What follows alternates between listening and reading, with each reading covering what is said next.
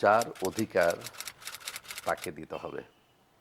একজনের অধিকার নষ্ট করে অন্যের কাছে ক্ষমা চাওয়া যায় না। ব্যাংক থেকে টাকা ধার করে নিয়ে মসজিদে যে আল্লাহর কাছে মাপ চাইলে ওই টাকা আল্লাহ মাফ করে দিতে পারবেন না। হজ করে উমরা করে হবে না।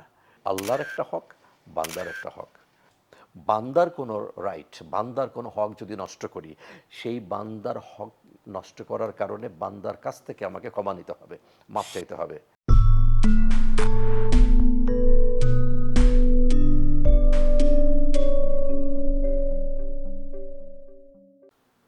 আরবিতে দুইটা শব্দ আছে, হকুল্লাহ এবং হকুল ইবাদ। হকুল্লাহ বলতে বোঝায় আল্লাহর হক, আল্লাহর অধিকার যেটা, এবং হকুল ইবাদ অর্থাৎ বান্দার হক বা বান্দার অধিকার।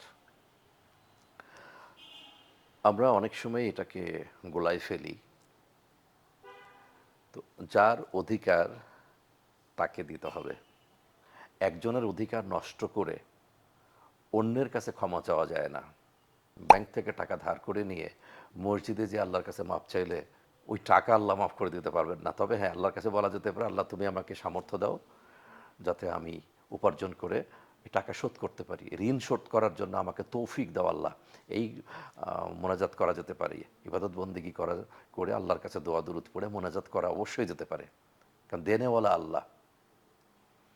বাট টাকাটা তো ব্যাংকে ফেরত দিতে হবে। অধিকারটা কার? ব্যাংকের।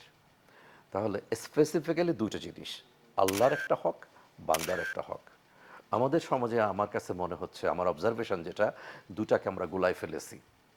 আল্লাহর হকের মধ্যে যেমন নামাজ, রোজা, হজ, এগুলো আল্লাহর হক। নামাজ পড়িনি, রোজা রাখিনি, বা সামর্থ্য ছিল হজ করি নাই, তো কোনো একদিন সালাতু তওবা পড়বো, কোনো একদিন সালাতু তওবা পড়ে আল্লাহর কাছে ক্ষমা কান্নাকাটি করে ক্ষমা চাইলে নিশ্চয়ই আল্লাহ ক্ষমা করে দিবেন। নিশ্চয়ই ক্ষমা করে দেওয়ার চাইতে বলা যে আল্লাহ হয়তো ক্ষমা করে দিতে পারেন। যদিও এই ক্ষমার জায়গাতে আল্লাহ বলছেন বিসমিল্লাহির রহমানির রহিম, লা তাকনাতু মির রাহমাতিল্লাহ, আল্লাহর রহমত থেকে নিরাশ হইও না, আদেশ করা যে রহমত থেকে নিরাশ হইও না।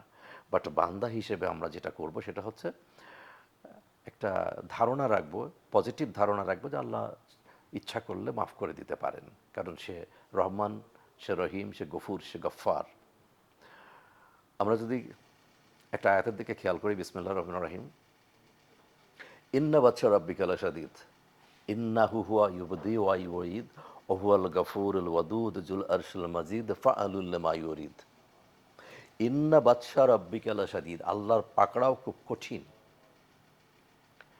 খুব ইন্টারেস্টিং হচ্ছে, একজন মা যেমন তার সন্তানকে শাসন করার পরে আবার নিজেই মনে মনে চিন্তা করেন যে না জানি সে কতটা কষ্ট পাবে, সন্তানকে আবার নানা রকমের আদর করেন, স্নেহ করেন। আল্লাহ তাআলা এত বড় একটা কঠোর কথা বলছে, ইন্না বাদশা রাব্বিকা লাশাদীদ, কিন্তু পরে আবার বলতেছেন অহুয়াল গফুরুল ওয়াদুদ, সে ক্ষমাশীল, সে প্রেমময়।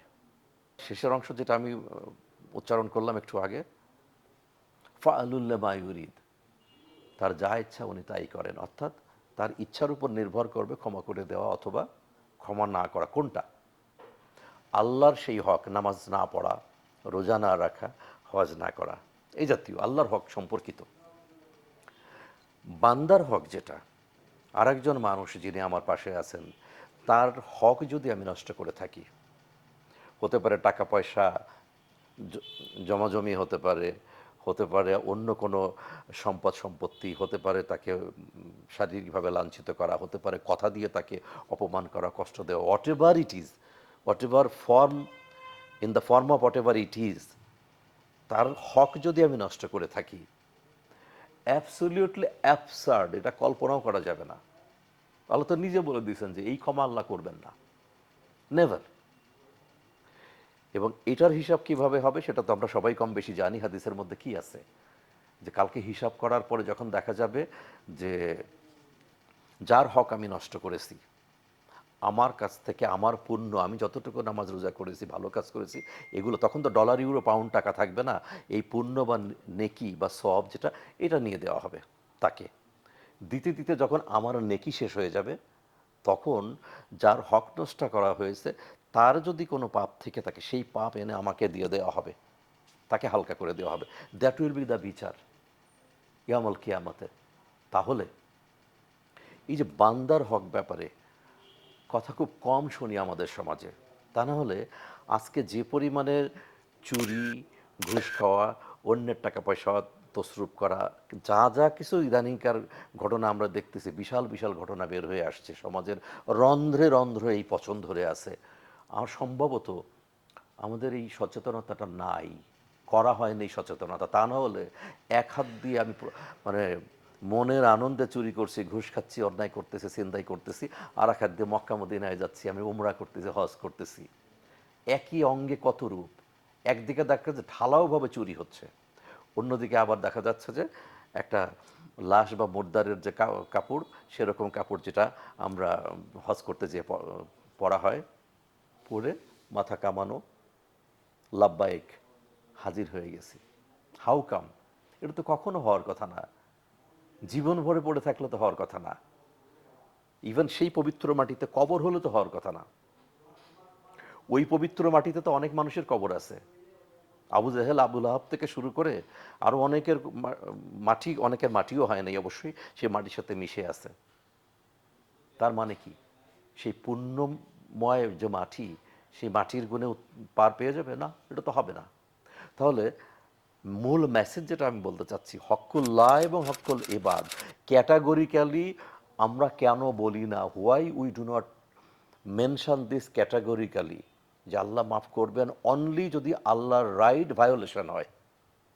If we violate the right of almighty আল্লাহ সুবহানাহু ওয়া তাআলা, বান্দার কোনো রাইট, বান্দার কোনো হক যদি নষ্ট করি, সেই বান্দার হক নষ্ট করার কারণে বান্দার কাছ থেকে আমাকে ক্ষমা নিতে হবে, মাপ চাইতে হবে।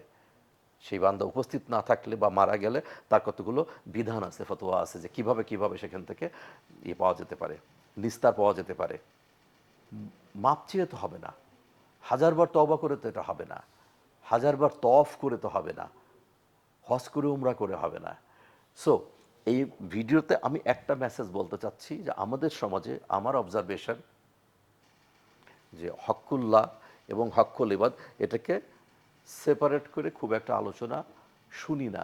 যদি হতো তাহলে man in general could understand যে আমি যে কাজটা করছি, অন্যের হক বা অন্য অধিকারটা নষ্ট করছি, এটা কিন্তু আল্লাহর কাছে মাপ চাইলে মাপ পাওয়া যাবে না, মসজিদে যে কান্নাকাটি করলে লাভ হবে না। এর জন্য যে ব্যক্তির হক নষ্ট করেছে তার কাছে যেতে হবে আমাকে। Thank you.